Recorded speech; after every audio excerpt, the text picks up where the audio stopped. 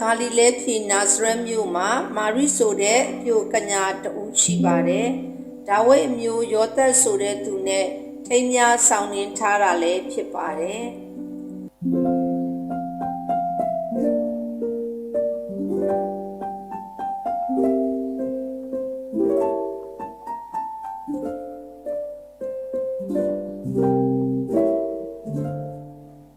ဒီနေ့မှာဖျားသခင်ဟာကောင်းကင်တမန်ဂါဗြေလကိုမာရိထံဆေလွှတ်လိုက်ပါတယ်။ကောင်းကင်တမန်ကကျေးဇူးတော်ကိုခံရသောမိမ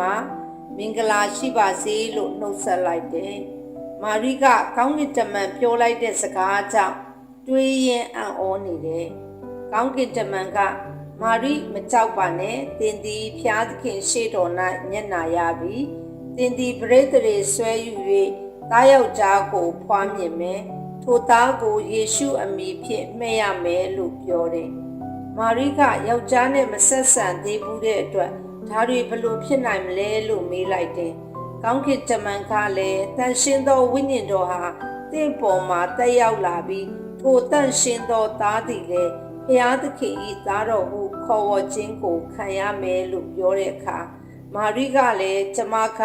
ထာဝရဘုရားရဲ့ကျွန်မဖြစ်ပါတယ်။ကိုတော်ဤစကားအတိုင်းကျမမှာဖြစ်ပါစေလို့ဝန်ခံပြီးတဲ့အခါမှာကောင်းကင်တမန်ကမာရိထံမှထွက်သွားပါတယ်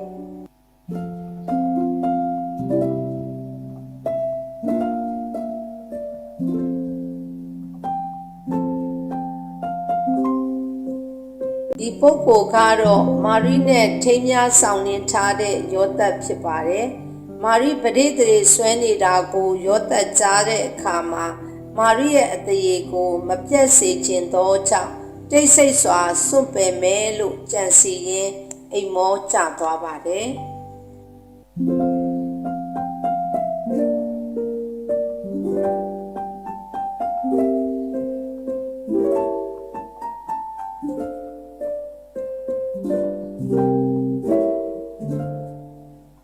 အိမ်မက်ထဲမှာထာဝရဘုရားရဲ့ကောင်းကင်တမန်ကဒါဝိဒ်မျိုးယောသပ်သင်၏ခင်ပွန်းမာရိကိုထိမ့်သိမ်းရမည့်အခွင့်ကိုမစိုးရိမ်နဲ့ဤပရိသေတွေသည်တန်ရှင်းသောဝိညာဉ်တော်ကြောင့်ဖြစ်လို့ပြောပါတယ်။သားယောက်ျားကိုဖွားမြင်လိမ့်မယ်။ထိုသားသည်မိမိလူတို့ကိုအပြစ်မှကဲ့ချွတ်မဲ့သူဖြစ်သောကြောင့်ယေရှုဟူသောအမည်ဖြင့်မှဲ့ရမည်လို့ကောင်းကင်တမန်ကဆိုပါတယ်။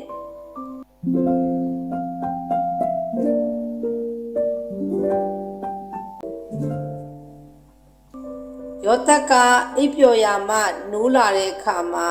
ထာဝရဘုရားရဲ့ကောင်းကင်တမန်မှားထားတဲ့အတိုင်းမာရိကိုထိမ့်သိမ်းပါတယ်။ဒါပေမဲ့သားဦးကိုမဖွားမီတိုင်အောင်တန်ဝါသမပြုဘဲနေပါတယ်။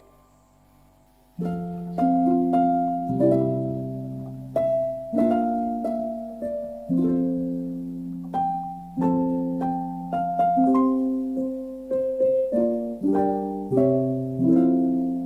ာရိကိုဝင်အရင်မှရှိစဉ်မှာကဲတာဘရင်ဩဂုတ္တုကတနိုင်ငံလုံးကိုတကောင်စင်ယူရမယ်လို့အမိန့်ထုတ်လိုက်ပါတယ်။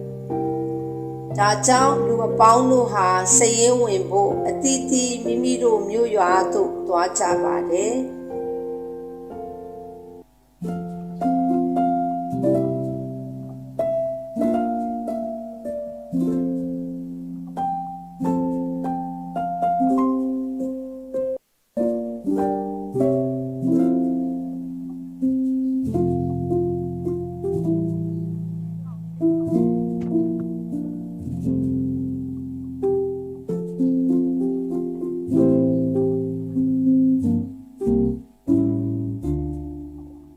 ယောသပ်ဟာဒါဝိဒ်အမျိုးအနွယ်ဖြစ်တဲ့အတွက်ကိုဝင်အရင်မှရှိနေပြီဖြစ်တဲ့မာရိနဲ့အတူဒါဝိဒ်၏မြို့ဖြစ်သောယူဒပြည်ဗက်လင်မြို့သို့ခရီးထွက်ခဲ့ပါတယ်။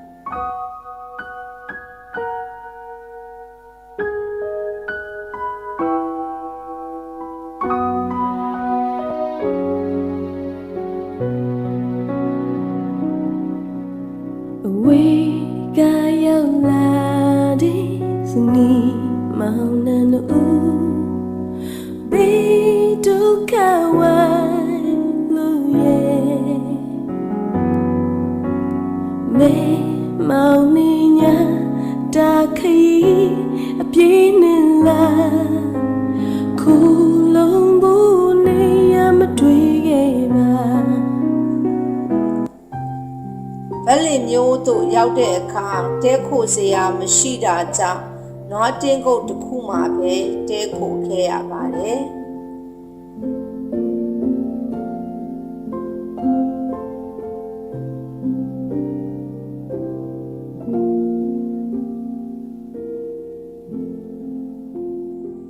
ထိုညမှာပဲသူငယ်တော်ယေရှုကိုဖွားမြင်ပြီးအဝတ်နဲ့ပက်ရစ်ပြီးတော့နွားစခွက်မှာသိပ်ထားလိုက်ပါတယ်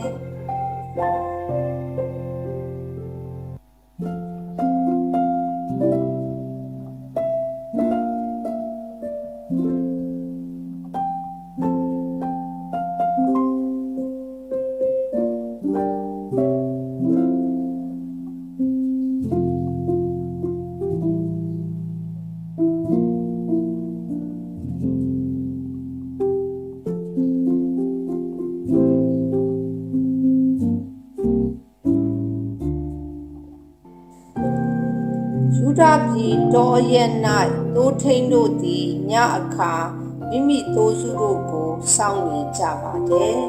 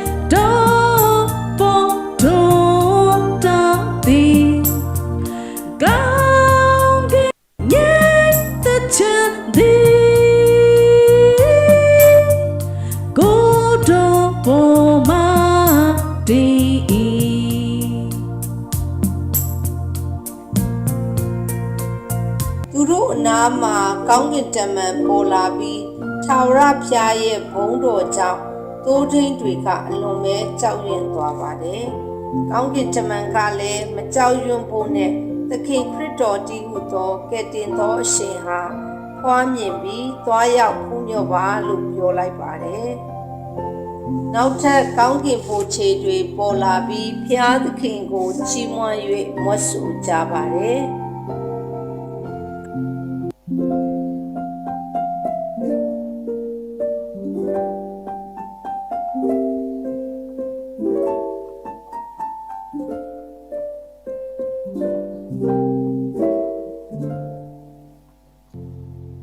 င်းကင်တမန်တွေပြန်သွားပြီးတဲ့အခါမှာသိုးထိန်များသည်ဗက်လင်မျိုးသို့သွားရောက်ပြီးမာရိနှင့်ယောသပ်ကို၎င်းနွားစခွက်မှတိတ်ထားသောသူငယ်ကို၎င်းတွေ့မြင်ကြပါတယ်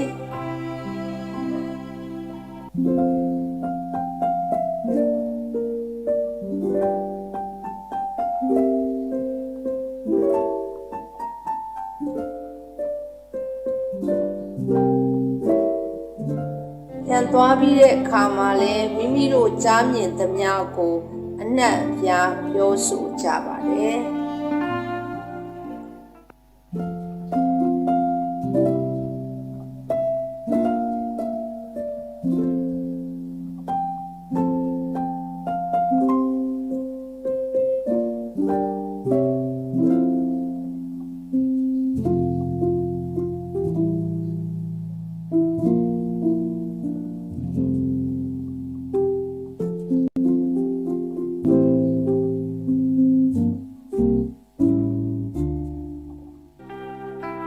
ယေရှုဖွားမြင်ချိန်၌အရှိပြည်မှပညာရှိသုံးပါးတို့သည်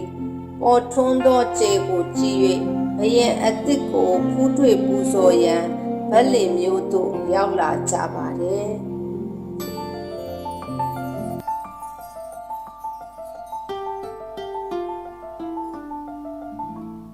ရှေးပြည်မှာရှင်ဘရင်သုံးပါလက်ဆောင်များပါလေရောက်လာကြသူစံတော်ကျန်လာညွန်ပြရလာတရှောင်းလုံးလိုက်လာရောင်ချင်လေအမွေချ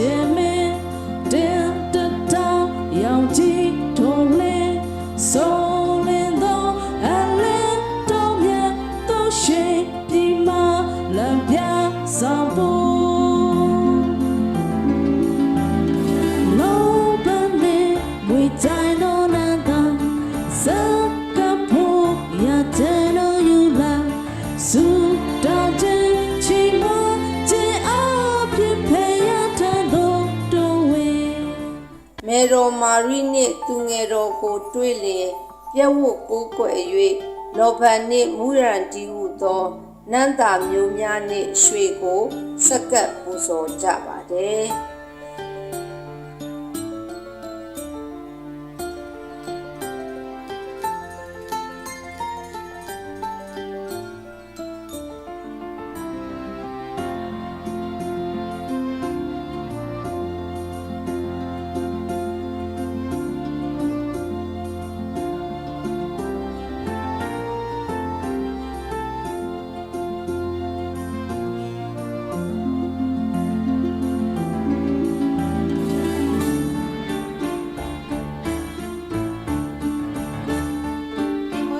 ပြဆက်လေးမှာကျမအနေနဲ့ Sunday School မှာလက်ဆောင်လေး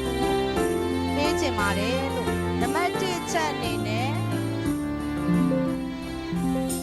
ကျမတို့ကမေတော်မာရိကဲ့သို့ဖျားသခင်ရဲ့အလိုတော်ဟာကျမတို့ရဲ့အသက်တာထဲမှာဘလောက်ပဲခက်ခဲနေပါစေဝန်ခံတတ်သောသူများဖြစ်ဖို့ရန်ကျမလက်ဆောင်ပေးချင်ပါတယ်